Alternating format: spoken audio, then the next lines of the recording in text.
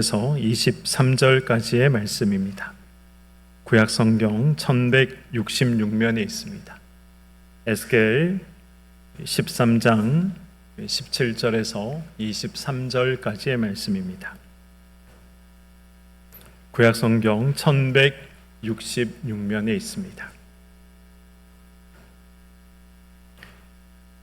네, 우리 17절부터 우리 23절까지 함께 교독하도록 하겠습니다. 너 인자야, 너의 백성 중 자기 마음대로 예언하는 여자들에게 경고하며 예언하여 이르기를 주 여호와의 말씀에 사람의 영혼을 사냥하려고 손목마다 부적을 꿰어 매고 키가 큰 자나 작은 자의 머리를 위하여 수건을 만드는 여자에게 화 있을진저 너희가 어찌하여 내 백성의 영혼은 사냥하면서 자기를 위하여는 영혼을 살리려 하느냐. 너희가 두어 움큼 보리와 두어 조각떡을 위하여 나를 내 백성 가운데에서 욕되게 하여 거짓말을 고지 듣는 내 백성에게 너희가 거짓말을 지어내어 죽지 아니할 영혼을 죽이고 살지 못할 영혼을 살리는도다. 그러므로 나 주 여호와가 이같이 말하노라. 너희가 새를 사냥하듯 영혼을 사냥하는 그 부적을 내가 너희 팔에서 떼어버리고 너희가 새처럼 사냥한 그 영혼을 놓아주며 또 너희 수건을 찢고 내 백성을 너희 손에서 건지고 다시는 너희 손에 사냥물이 되지 아니하게 하리니 내가 여호와인 줄을 너희가 알리라. 내가 슬프게 하지 아니한 의인의 마음을 너희가 거짓말로 근심하게 하며 너희가 또 악인의 손을 굳게 하여 그 악한 길에서 돌이켜 떠나 삶을 얻지 못하게 하였은즉 함께요. 너희가 다시는 허탄한 묵시를 보지 못하고 전복도 못할지라. 내가 내 백성을 너희 손에서 건져내리니 내가 여호와인 줄을 너희가 알리라 하라. 아멘. 네, 우리 7월 첫 번째 우리 금요 돌파 기도회에 나오신 우리 성도님들 환영하고 축복합니다. 네, 우리 장마가 한 달 동안 시작된다 하더니 네, 언제 시작되었는지 모를 장마가 벌써 끝났다라는 이런 뉴스가 지금 나오고 또 폭염이 계속해서 이제 시작이 되고 있는데 또 우리 다들 건강에 우리 유념하시고 또 무더위 또 은혜 가운데 우리 또 잘 보내시기를 소망합니다. 네, 우리 지난 시간에 이어서 우리 에스겔 13장 우리 계속해서 한번 살펴보도록 하겠습니다. 에스겔 13장은 우리 크게 두 부분으로 나눌 수가 있습니다. 우리 지난 시간에는 우리 거짓 선지자들, 특별히 이제 굳이 나누자면 이제 남녀 거짓 선지자로 이제 나눌 수가 있습니다. 오늘 본문은 이제 여자 거짓 선지자들에 대해서 이야기를 하고 있고, 이제 지난 시간에는 이제 남자 거짓 선지자들에 대해서 말씀을 했었습니다.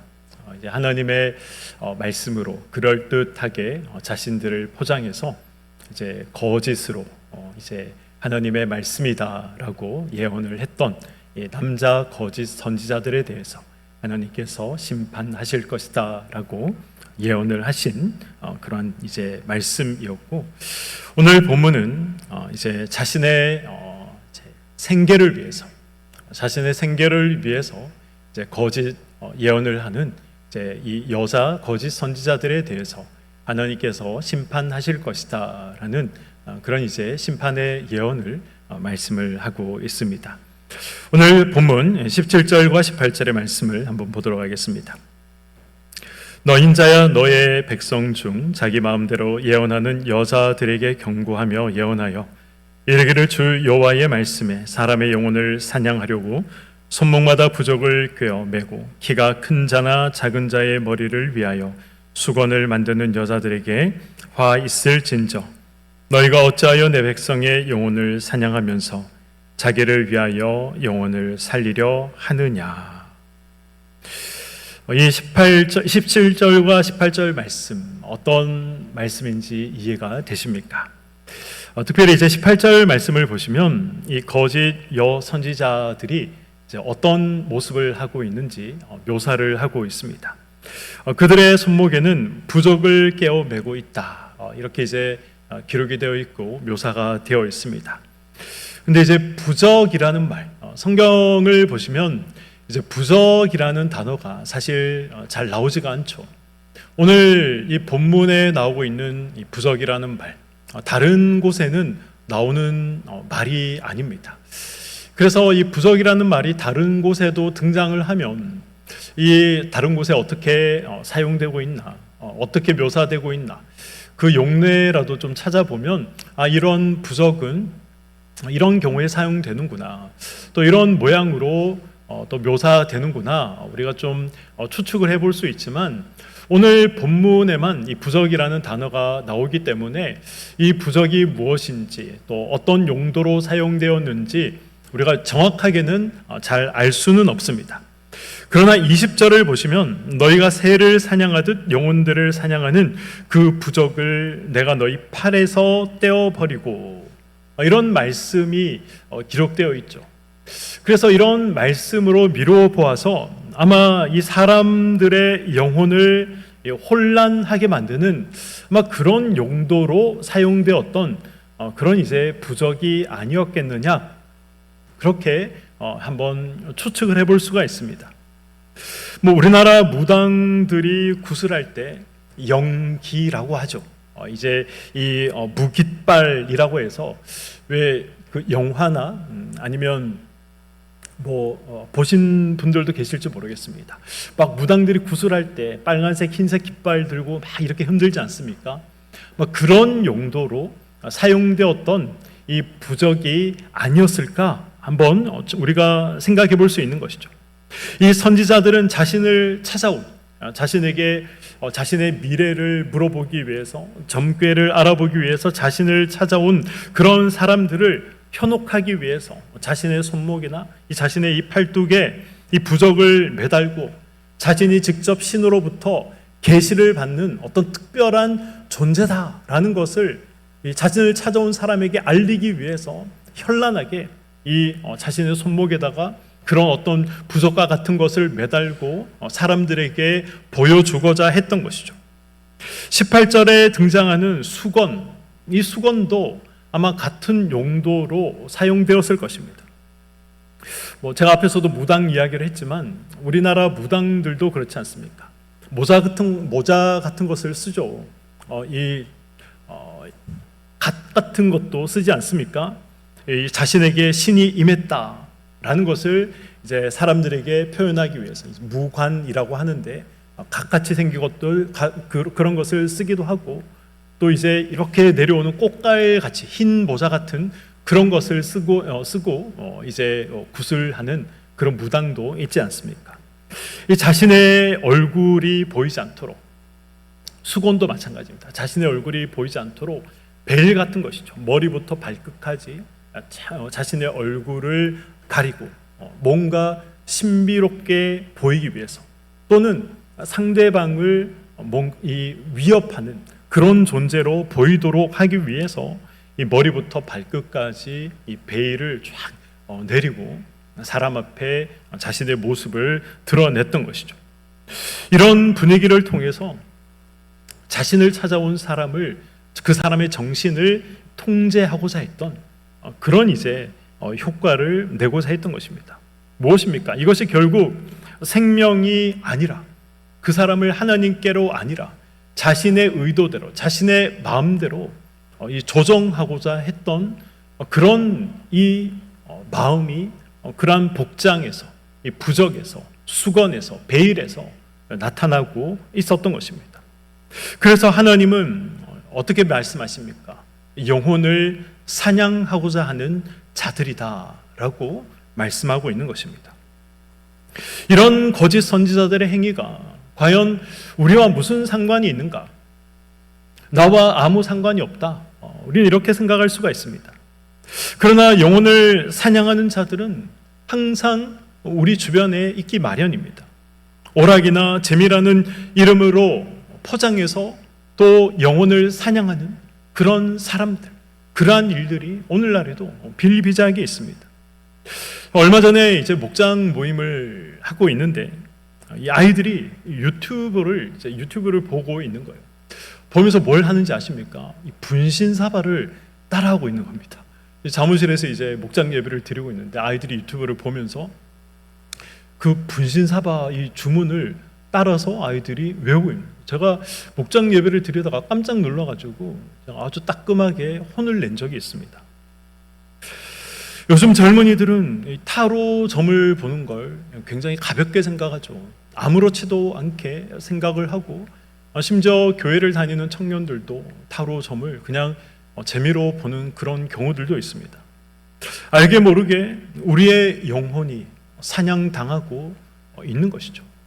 이런 경우들이 우리 주변에 아주 비일비재하게 일어나고 있는 것입니다.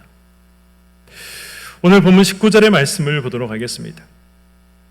너희가 두어 움큼 보리와 두어 조각 떡을 위하여 나를 내 백성 가운데에서 욕되게 하여 거짓말을 고지 듣는 내 백성에게 너희가 거짓말을 지어내어 죽지 아니할 영혼을 죽이고 살지 못할 영혼을 살리는 도다.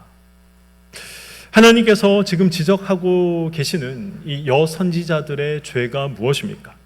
거짓을 지어내어서 죽지 아니할 영혼을 죽이고 살지 못할 영혼을 살리고 있다. 지금 이것을 하나님께서 책망하고 계신 것입니다.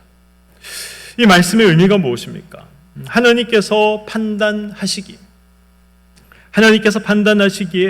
이 죄악으로 반드시 죽어 마땅할 사람에게는 거짓말을 해서 그들이 계속 이 죄악에 머물게 했다는 것입니다. 반대로 하나님께서 판단하시기에 의로운 사람에게는 자신의 통제를 받지 않으면 죽을 것이다 라고 협박을 했다는 것이죠. 하나님의 뜻에 지금 완벽하게 정반대의 일을 하고 있는 것입니다. 거짓으로 위안을 주고 거짓으로 공포를 안겨주고 있는 것이죠. 그런데 놀라운 사실은 무엇을 위해서 지금 거짓으로 위안을 주고 무엇을 위해서 거짓으로 공포를 주고 있다라고 말씀하고 있습니까? 두어 움큼 보리와 두어 저것 떡을 위해서 거짓으로 위안을 주고 거짓으로 공포를 주고 있다라고 말씀하고 있습니다. 이것이 말씀하는 것이 무엇입니까? 두어 움큼의 이 보리와 두어 조각의 떡을 위해서 지금 이런 거짓을 행하고 있다라고 말씀하는 이 말씀의 의미가 무엇입니까? 자신의 유익을 위해서 자기에게 작은 유익이라도 된다면 이 무고한 영혼을 죽이는 일에 아무런 양심의 가책을 느끼지 않고 서슴지 않고 그러한 일들을 했다라는 것입니다. 하나님의 이름을 팔아서라도 자기에게 유익이 된다면 그러한 일을 했다는 것이죠. 하나님의 이름을 팔아서라도 이 두어 조각의 떡이라도 생기면 하나님의 이름을 그렇게 팔아버렸다는 것입니다. 그 정도로 하나님의 이름을 아무런 가치 없이 생각했다라는 것입니다. 이 참 하나님의 사람은 하나님의 뜻이 항상 우선이 되는 것이죠. 하나님의 백성들의 영적인 유익이 우선이 되는 것입니다. 하나님의 영광이 항상 우선이 되는 것입니다. 그러나 이 거짓 선지자들, 거짓 하나님의 사람들은 항상 자기가 우선이 되는 거죠. 자기의 유익이 우선이 되는 것이고 자기의 뜻이 항상 우선이 되는 것입니다. 오직 내 배를 채우고 내 주머니를 채우는 것, 그것이 항상 우선이 되는 것입니다. 하나님이 목적이 아니라 자기 배를 채우는 것, 자기의 생각을 먼저 주장하는 것, 그것이 항상 우선이 되는 것입니다. 우리가 살아가는 시대에도 그런 사람들은 항상 존재하고 있습니다. 여전히 존재하고 있습니다. 하나님의 이름을 팔아서 자기 배를 채우는 사람들, 여전히 존재하고 있지 않습니까? 하나님의 이름을 팔아서 자기의 명예와 명성을 채우는 사람들 존재하고 있지 않습니까? 두어 웅큼 보리와 두어 조각의 떡을 위해서 하나님의 이름으로 장사하는 성도가 있고, 하나님의 이름을 팔아서 장사하는 목회자도 여전히 존재하고 있습니다.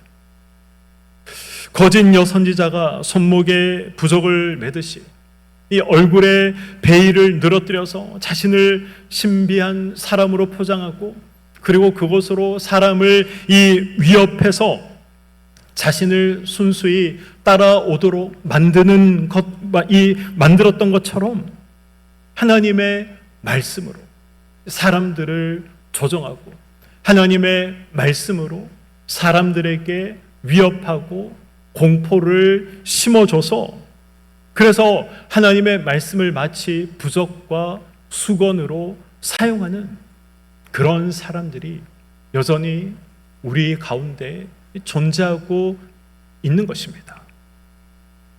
하나님은 내가 필요하면 이용하고 내가 필요하지 않으면 버릴 수 있는 그런 도구 같은 존재가 아니십니다. 하나님은 저와 여러분의 목적이 되는 분이십니다. 하나님께서 도구가 아니라 목적이다라는 이 말씀의 의미가 무엇입니까? 내가 무엇을 이루는 것보다 하나님을 기쁘시게 하는 삶, 하나님을 기쁘시게 하는 삶 그 자체가 우리의 목표가 된다라는 것입니다. 하나님을 기쁘시게 하는 삶, 그것은 어떻게 생각하면 참 어렵지만, 그러나 그것이 하나님을 목적하는 삶인 것입니다. 계속해서 22절의 말씀을 보도록 하겠습니다. 내가 슬프게 하지 아니한 의인의 마음을 너희가 거짓말로 근심하게 하며 너희가 또 악인의 손을 굳게 하여 그 악한 길에서 돌이켜 떠나 삶을 얻지 못하게 하였은즉.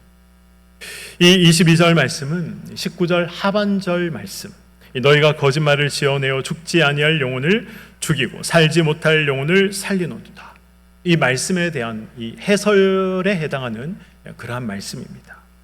여기서 이 죽지 아니할 영혼이란 하나님의 심판에 들지 아니하는 그러한 이제 의인을 말하는 것이죠.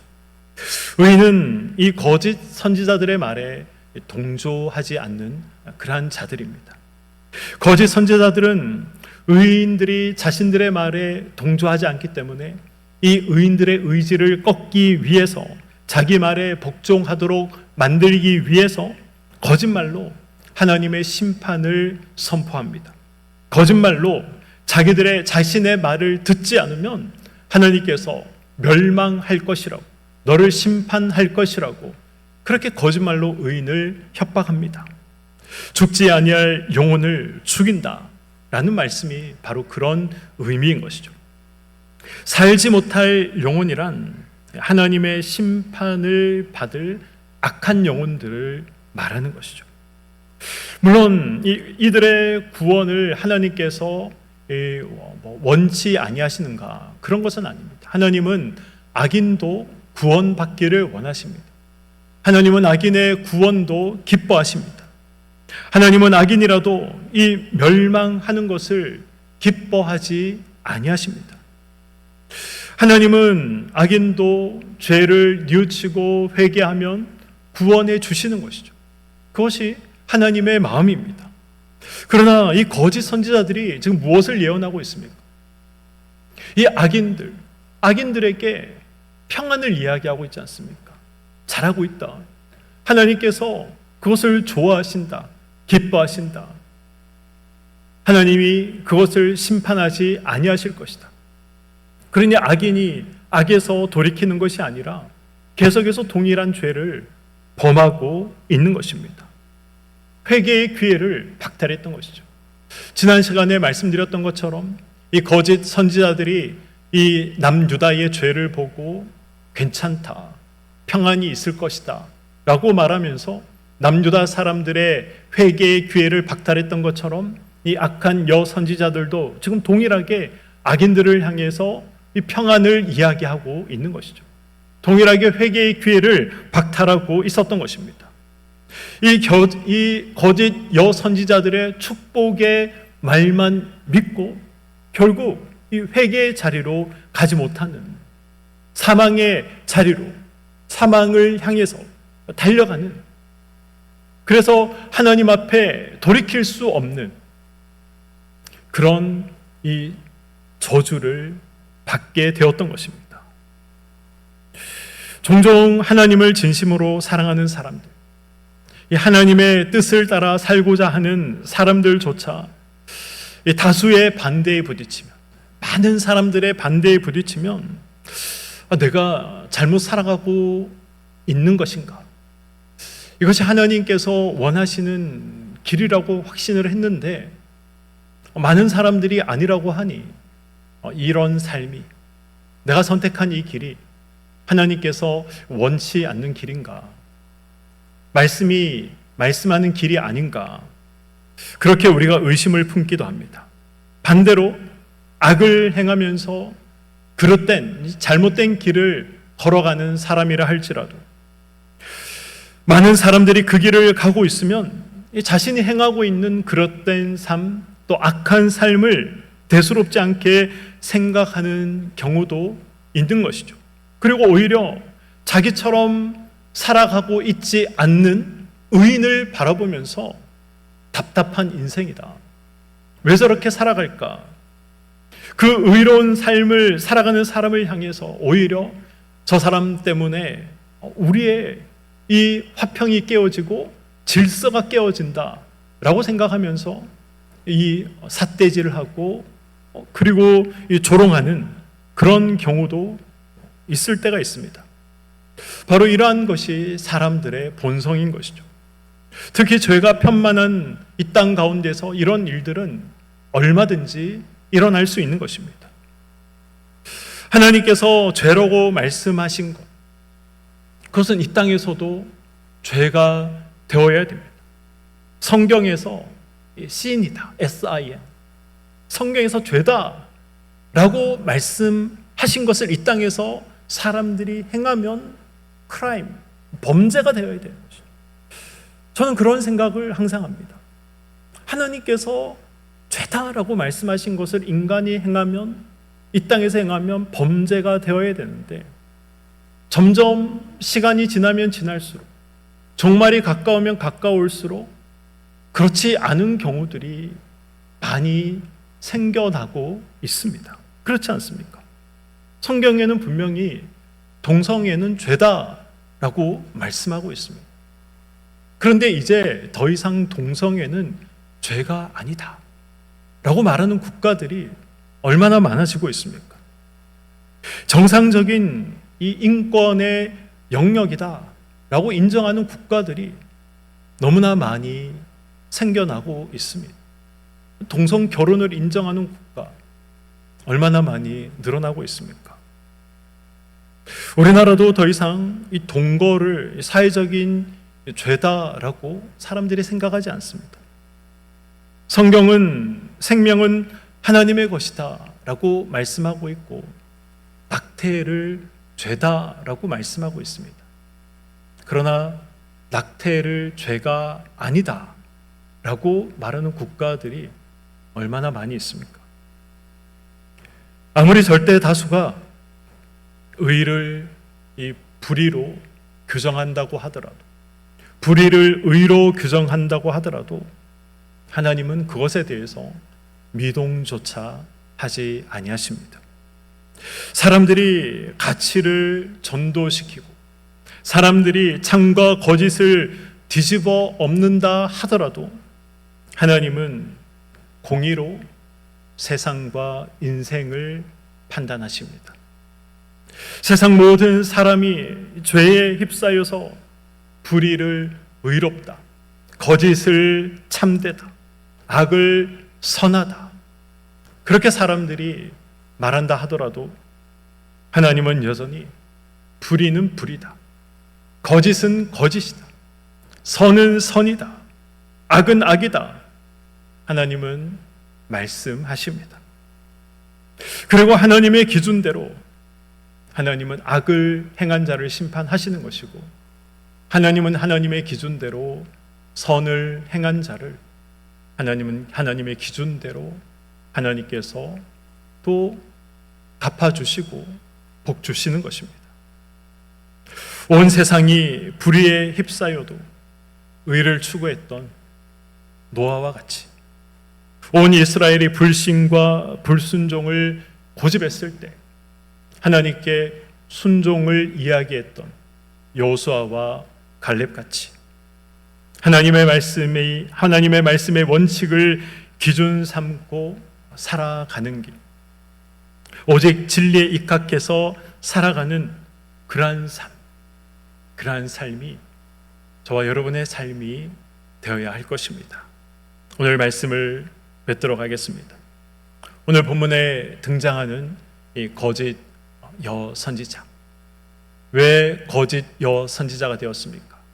이 두어 웅큼의 보리를 위해서, 두어 조각의 이 떡 덩어리를 위해서 거짓 여선지자가 되었습니다. 이러한 거짓 선지자들의 악행으로 이스라엘은 하나님의 진리에서 멀어져 갔습니다. 썩어질 가치를 위해서 하나님의 진리를 바꾸어 버렸고, 그 결과는 무엇입니까? 나라가 망하는 자리까지 가게 되었던 것입니다. 유다가 하나님의 심판을 받아서 멸망당한 이유가 여기에 있는 것이죠. 몇 웅큼의 보리와 몇 조각의 떡을 위해서 하나님을 바꾸어 버린 것입니다. 자기의 유익과 자기의 명성과 자기의 명예를 위해서 진리를 맞바꾼 자들, 그것 때문에 하나님께서 진노하셨고, 그것 때문에 이스라엘이 멸망으로 달려갔던 것입니다. 오늘 우리가 그러지 않아야 할 것입니다. 나의 욕심 때문에 나의 믿음을 팔아버리거나 나의 신앙을 팔아버리는 그런 일이 있어서는 안 될 것입니다. 특별히 목회자들을 위해서 또 우리 많이 기도해 주시기 바랍니다. 한국교회 하나님이 세우신 목회자들이 두어 웅큼의 보리와 두어 조각의 떡덩어리 때문에 하나님을 팔아버리거나 또 그것을 위해서 자신의 명성을 위해서 또 자신의 명예를 위해서 하나님을 팔아버리는 그런 일이 없도록 기도를 해주시기 바랍니다. 결국 그렇게 되면 결국 나라는 망하는 길로 갈 수밖에 없는 것입니다. 진리가 바로 서야, 하나님의 말씀이 바로 서야 나라와 민족이 바로 서게 되는 것이죠.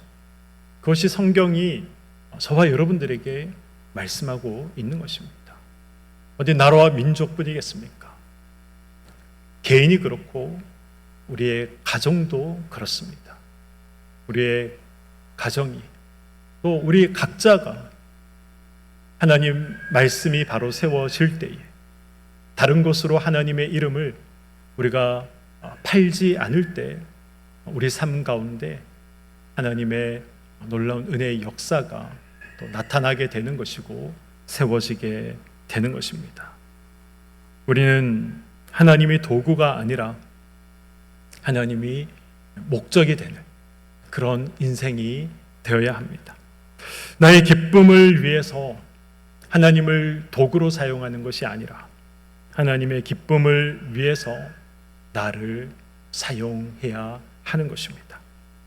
몇 웅큼의 보리와 몇 조각의 떡을 위해서 하나님을 팔고 영혼을 사냥하는 그런 자리에 서 있지 마시고 하나님께서 옳다 하는 것은 옳다 말하고 하나님께서 그르다 하는 것은 그르다 말할 수 있는 영원한 생명의 길을 걸어가시는 저와 여러분의 삶이 되시기를 주님의 이름으로 간절히 축원드립니다.